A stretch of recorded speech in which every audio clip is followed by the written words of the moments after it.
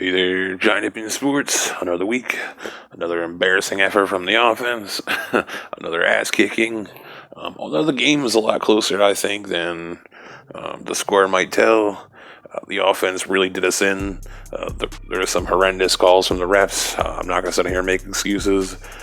They definitely didn't cost us the game or nothing. It didn't help. Maybe it led to, maybe that helped to get the lead to as big as it was part of it. But overall, 95% of the blame can go on this offense. And I'm seeing a lot of people with their, clean house takes, but I'm one of them people like OGR used to talk about on here. It goes back to ownership. Reports all came out. There was nothing rebutted in articles. Joe Judge wanted Jason Garrett gone after last season. Ownership forced him to keep him for one more year. So, if you want to get on Joe Judge about it, that's fine. That's fair. But I think if you're just pointing out and singling out Joe Judge and giving him more blame than the ownership or some other people, I just don't think that's fair. But as a fan, we don't care. We just want our pound of flesh. It is what it is. But I want to talk about Jake Fromm real quick. Came in and had a pretty putrid performance. Wasn't all his fault, I'll say that. His interception he got hit in the helmet. He also got face masked as he was throwing it, so I think that had that was a big part of it. But there's two rules for a quarterback: you don't throw across your body, you don't throw deep across the middle. So he gets some blame there. I get it should have been a penalty, should have been called, but it wasn't. And right there, you got to put the ball in the dirt, or you got to get down. You cannot throw it high over the middle. So a lot of people, listen, I made a video about my expectations for him, and I could have got a lot of subscribers. I could have came on here, and I could have pumped him up, been a fanboy, been a cheerleader, got you all excited, give you all glimmer of hope, but I didn't. I've been watching Georgia since we drafted Lorenzo Carter. I know the type of quarterback he is. I came on here. I gave you honest answers, in my opinion, from what I saw from him. And listen, you guys, a lot of you guys, you laced me up. I was being called R-word things. Believe me, there's comments that people gave me that I can't even put up in my channel. I think I might get in trouble for doing that. So some of them got hidden. I've been called an idiot, an R-word. I've been told that I don't know what I'm watching. I haven't watched enough tape. Go back. I was told that Jake Fromm, I got people saying that, basically he can maneuver the pocket and scramble like Justin Fields. I got people telling me he processes and goes through his reads like top 5 to 10 in the NFL. These are the comments I'm getting. So, listen, I was a man about it. I took the criticism. And instead of just cheerleading and getting a bunch of subscribers, I was honest and I tried to keep you guys grounded. So if you're one of the people that criticizing, be a man. Be a man, hit me up and apologize in the comments for being pretty rude to me. So I listen, the season is horrible, and as a fan, you're looking for any kind of glimmer of hope, and you're sick of the depressing stuff. You want some, I'm an optimist too, so I understand it, but please don't take it out on me, I'm honestly not on here to get subscribers. I'm on here to give my honest opinions about the team. That's it.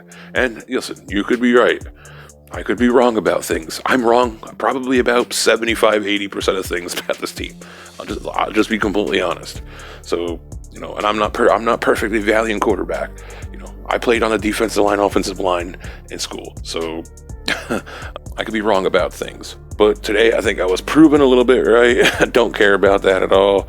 Actually kind of depressing because I was hoping that Jake Fromm would come in here and at least be, a decent, valuable backup for next year. But again, it's not all on him. The offensive line was putrid today. The play call in the first half was horrendous. Maybe as bad as it's been all year. And there's a couple games when Jason Garrett was here where it was oof. And we know, fans like me and a few others in the Giants community that have, played some high school, college ball. We know a little bit of football, but I'm going to be humble and say, I'm a dummy when it comes to like coaching and coaches and all that. I'm not as smart as a coach or something like that. All right.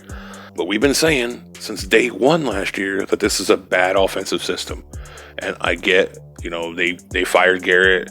They tried to change some things, but overall, this season's done. It is what it is. You're stuck with the same system.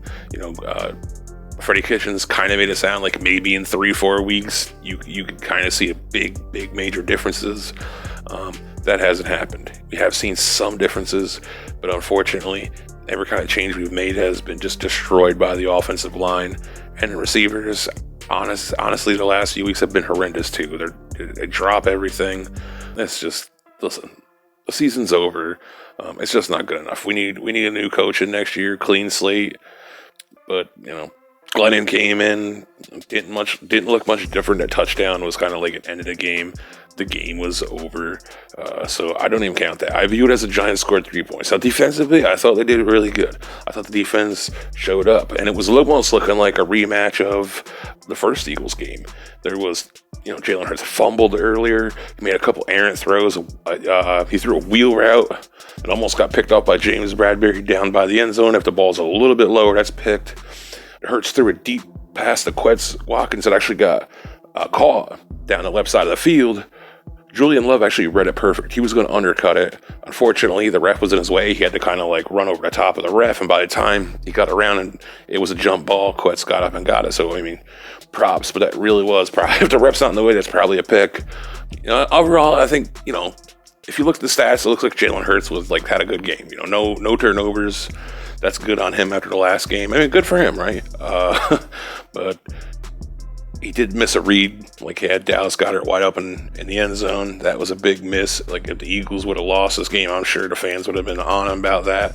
And the one of the touchdowns was very strange. Something I've never seen. They reviewed it, said it wasn't a touchdown. Then they reviewed it twice and ruled it a touchdown. Now the ball did bobble. It doesn't matter. I'm a Giants fan, so 99% of the time, emotionally, I'm going to say it wasn't a catch. But I'll be honest with you, I wasn't sure about his right foot. The ball did bobble.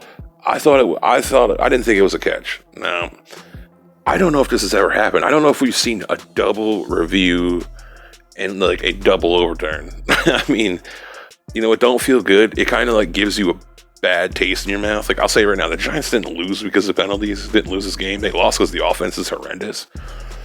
But when you see plays like that, it really puts a bad taste in your mouth. Another play that really gave me a bad taste in my mouth, other than the interception where he was being face masked, was Jalen Hurts like rolled out to the right at the end of the third quarter, and Julian Love like tackled him. He went in for the tackle.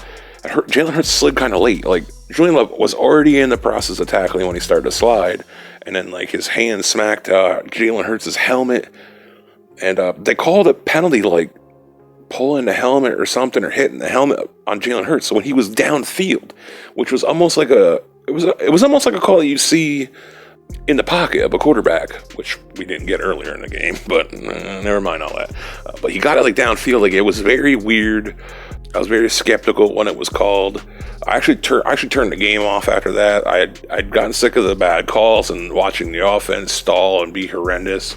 I ended up though, watching a couple of videos, going back on and watching the rest of it so I can make this video. But it was bad. It was the second game this year that I've turned off.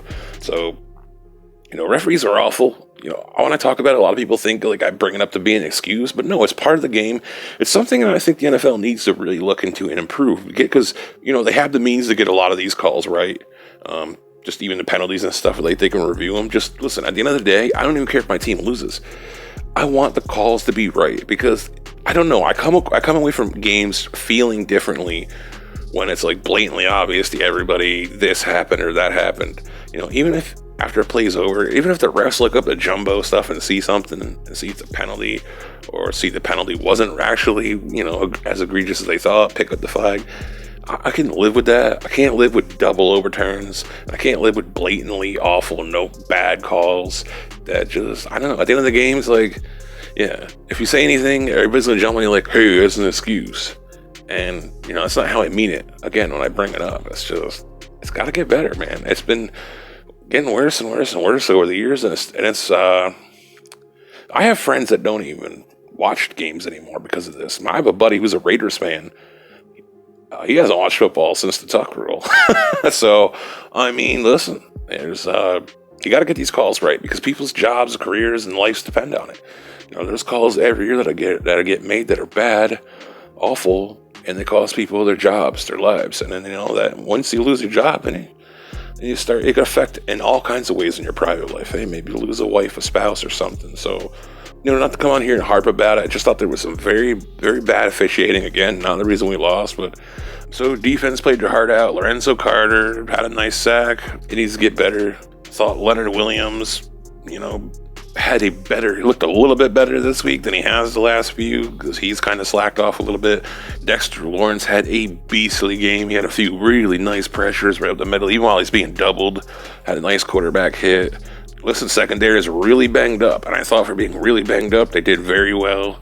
A play here or there they missed, not much, but when your offense in the second half is just doing nothing, and you're constantly on, the defense is constantly on the field, constantly down in the red zone and pressured situations, you're going to break.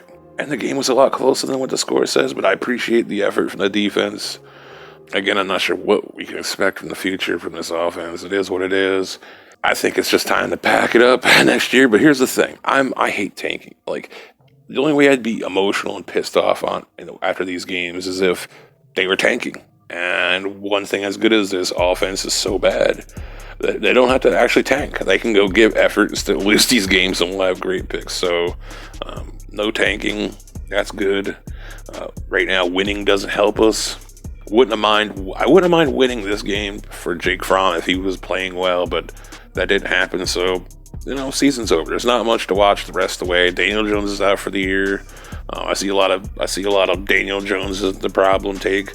I think I've said from day one this year. Week 3, 4, Daniel Jones ain't the problem. The problem has always been this offensive line. Our weapons can't stay healthy. Players can't stay healthy in general. So honestly, I think Daniel Jones this year might have been our best player. I know I'll probably get crucified for that, but what he was able to do you're seeing how bad it really was kind of amazing. And he did do it against a few decent defenses, so bears up to him. It's looking like there was reports that him and Daniel Jones, Joe Judge will be back next year, so listen, it's so, I feel bad for the next GM is to come in here, because it is impossible to really get a feel of anything in this offense, any player, how good how good they are, how good they aren't with this offensive system, this offensive line. It's horrendous. So I don't know. That's it for me. I always say I'm going to try and have a video, but then stuff happens throughout the week, and I never get the chance to sit down and make one. But I promise you guys, all off season, I'm going to have comment out the wazoo. We're going to really dive into the draft stuff. And I actually started a few days ago to sit down and watch games. I started off looking at the tight ends. I scouted a few tight ends. So I think I'm going to save the offensive line for last and edge for last. But I want to look at some tight ends, middle linebackers, and safeties over the next few weeks. So I don't know enough players to make a draft yet or something. But anyways, I'm going to go for, just keep raining, bud. Peace.